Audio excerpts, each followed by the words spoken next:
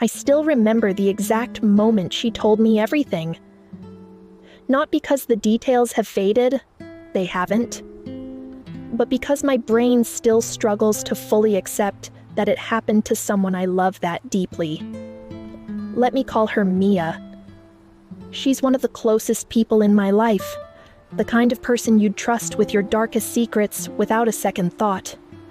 And for about 5 years, she was in a relationship that everyone around her believed was leading straight to the altar. They had met in their mid-20s, back when life still felt like a series of open doors. He was charming in that understated way. Not the loud, flashy type, but the kind of guy who remembered how she took her coffee and always walked on the side closest to the street. Their families had done the whole meet and greet thing multiple times. Joint birthday dinners, holiday celebrations, even a weekend trip together to some lake house. Conversations about marriage weren't hypotheticals anymore. They were logistics. When we get married had replaced, if we get married somewhere around year 3. But there was a crack in the foundation that most of us didn't see coming. His older sister, let's call her Elena, was about 10 years his senior, and by choice or circumstance, still unmarried. She lived 15 minutes away from him and treated his life like an extension of her own. At first, Mia thought Elena was just being protective, but over time, the protectiveness curdled into something uglier. Elena would make little comments at family dinners. "Oh, you're still letting him go on guys' nights?" Or, "My brother used to be so spontaneous before you two got serious." Each comment alone was small enough to dismiss, but together, they formed a slow drip of poison. When Mia tried to bring up her discomfort to her boyfriend, his response became a looped recording. "You're overthinking things. That's just how she is. She means well." Mia started doubting her own instincts. Sound familiar? It should. Then came the work trip. He was supposed to be gone for 4 days. A conference in a city 3 hours away. Mia packed his bag for him, kissed him goodbye at the door, and spent the week texting him sweet nothings while he sent back vague one-word replies that she convinced herself were just because he was busy. She found out about the other woman through a mutual acquaintance who had been at the same conference. Not even a dramatic discovery. Just a casual, "Oh, I saw your boyfriend having dinner with someone." They seemed close. A little digging on her part, checking tagged photos, asking a few careful questions, and the shape of the betrayal came into focus. One night, a hotel bar.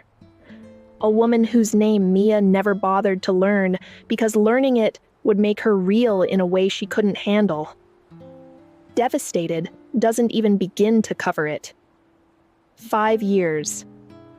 5 years of memories, inside jokes, shared bank accounts for groceries, a drawer full of her things at his apartment, a ring style she'd casually pointed out to her best friend.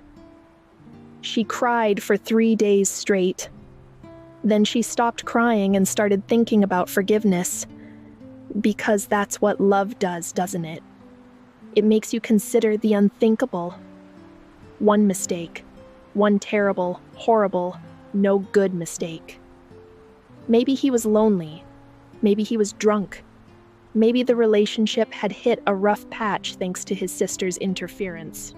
She was actually, genuinely, leaning toward giving him another chance. And that's when she found the apps. Not one. Multiple. Tinder, Bumble, even some smaller ones she'd never heard of before. Still active, still getting notifications while he was sitting right next to her on the couch. Messages that went back months. Before the work trip, before the major fights, before the sisters' comments had even started escalating. Conversations that ranged from flirty to explicit. That was the moment the scales finally fell from her eyes. It wasn't a mistake. It wasn't a momentary lapse in judgment brought on by distance and bad whiskey. It was a pattern, a choice. A second life he had been living while she was busy picking out china patterns and learning how to cook his mother's secret pasta sauce recipe. She packed her things from his apartment on a Tuesday afternoon while he was at work. Left the key on the kitchen counter, along with a note that simply said, "I know, and I know you know what I know." He called her 47 times that night. She didn't answer a single one. Looking back now, what haunts me most isn't the cheating itself, as awful as that was. It's how thoroughly he had fooled everyone. His own parents, who adored Mia. Their mutual friends, who would have sworn on their lives that he was one of the good ones. And most terrifyingly, Mia herself, who had spent half a decade sleeping next to this person, planning a future with him. If she couldn't see it coming, what chance do any of us have?